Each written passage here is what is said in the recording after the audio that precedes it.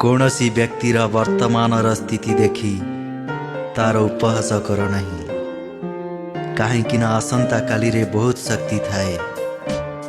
केवल एक साधारण कोइलार मुंडा को भी हीरारे परिणत करि पारे।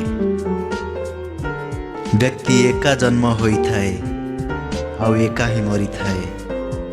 सीए स्वयं तार भल मंदर कर्म फल पाई थाए आउ सीए एका ही स्वर्ग वा नर्कगामी होई थाए। खुशी तो एथिपाई लागी मृत्यु समस्तंकर हुए, नहेले धनी लोके तो एक थार भी उपहास करि थांते। से गरीब थिला एथिपाई मरीगला।